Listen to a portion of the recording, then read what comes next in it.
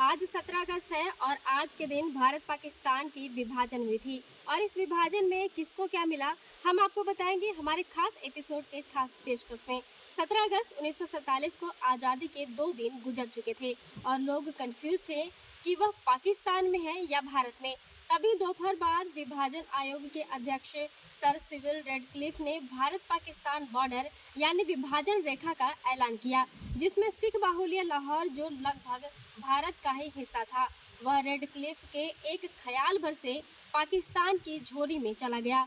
भारत और पाक बंटवारे की लकीर के ऐलान की आज 78वीं सालगिरह है। आज परिवर्तन के नए अध्याय में जानेंगे रेडक्लिफ ने भारत को 2 हिस्सों में कैसे बांटा और लाहौर भारत के हाथ से क्यों चला गया। भारत के अंतिम वायसरॉय लॉर्ड माउंटबेटन को भारत पाकिस्तान का बंटवारा करना था और इस काम के लिए उन्होंने सर सिविल रेडक्लिफ को चुना। जानकारी के लिए बता दें, रेडक्लिफ इंग्लैंड के जाने माने जज थे, लेकिन उन्होंने इससे पहले कभी देश की सीमा नहीं बांटी थी और न ही कभी भारत आए थे, जिस कारण ब्रिटिश सरकार दुविधा में थी और उनका कहना था कि जो व्यक्ति कभी भारत नहीं आया वो बिना किसी भेदभाव के निष्पक्ष के साथ बंटवारा कैसे करेगा। रेडक्लिफ के सामने जब पहली बार बंटवारे की लकीर खींचने का प्रस्ताव रखा गया था, तब उन्होंने इससे साफ इनकार कर दिया। उन्होंने एक इंटरव्यू में कहा, जब माउंटबेटन से उनकी मुलाकात हुई तो मैंने साफ कहा कि ये बेवकूफ़ी भरा आइडिया कहाँ से लाए, जबकि मैं नेहरू, पटेल और जिन्ना से नहीं मिल पाऊंगा। बिना नेताओं से बात किए कोई बंटवारा कैसे कर सकता है। तुम चाहते हो कि 5 सप्ताह में भारत पाक विभाजन कर दूं, ये प्रैक्टिकली पॉसिबल नहीं है। मुझे माफ करो, मैं इसे नहीं कर पाऊंगा। जानकारी के मुताबिक रेडक्लिफ माउंटबेटन के पुराने दोस्त हैं और दबाव की वजह से आखिरकार उन्हें भारत आना पड़ा। रेडक्लिफ को विभाजन के लिए जो स्टाफ दिया गया था उसे साफ निर्देशित किया गया था कि कोई बाहरी व्यक्ति रेडक्लिफ से ना मिल सके, जिससे वह ठीक तरीके से अपना काम कर सके। इसके बाद उन्होंने बंटवारे की रेखा खींचने शुरू कर दिए और इसके बहुत सारे आर्टिकल भी छपे। इन्हीं आर्टिकल में एक बीबीसी के पाकिस्तानी पत्रकार ओवन बेटन जॉन्स अपनी किताब पाकिस्तान आई ऑफ द स्टॉर्म में लिखते हैं, सर रेडक्लिफ के 2 फैसलों में नाराजगी भरी बहस को जन्म दिया। पहला फिरोजपुर और दूसरा गुरदासपुर भारत को देना।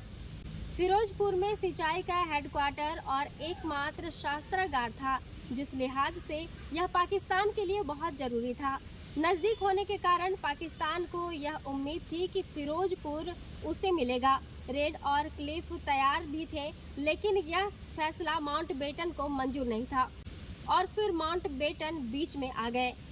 रेडक्लिफ के पर्सनल सेक्रेटरी रहे क्रिस्टोफर ब्यूमोट ने 1989 में एक आर्टिकल में बताया कि जब माउंटबेटन को पता चला और बातों ही बातों में जता दिया कि फिरोजपुर भारत के पास होना चाहिए।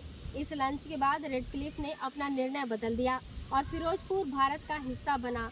मुस्लिम लीग ने अमृतसर, जालंधर और बीकानेर की मांग की थी, लेकिन रेडक्लिफ ने इसे भारत को देने का फैसला किया। सबसे ज्यादा विवाद गुरदासपुर को भारत को दिए जाने को लेकर हुआ था और इसका कारण था यहाँ की आधी आबादी मुस्लिम समुदाय का होना। इसके बाद भी रेडक्लिफ ने इसे भारत को सौंप दिया। इसके पीछे की वजह कश्मीर था। गुरदासपुर जिला जम्मू और कश्मीर राज्य से सटा हुआ था। अगर रेडक्लिफ गुरदासपुर भारत को नहीं देता तो कभी भी भारत जम्मू कश्मीर तक नहीं जा पाता। रेडक्लिफ ने वरिष्ठ पत्रकार कुलदीप नैयर को लाहौर का किस्सा बताया था। नैयर अपनी किताब Scoop Inside Story from the Partition to the Present में लिखते हैं, मैंने रेडक्लिफ से लाहौर का किस्सा पूछा तो उन्होंने बताया कि लाहौर में मैं ऑलमोस्ट भारत को दे चुका था। फिर मुझे एहसास हुआ कि पाकिस्तान के पास कोई बड़ा शहर नहीं है, इसीलिए लाहौर मुझे पाकिस्तान को देना पड़ा। आज की कहानी में बस इतना ही। मिलते हैं नए जानकारी के साथ। हमें दीजिए इजाजत। नमस्कार।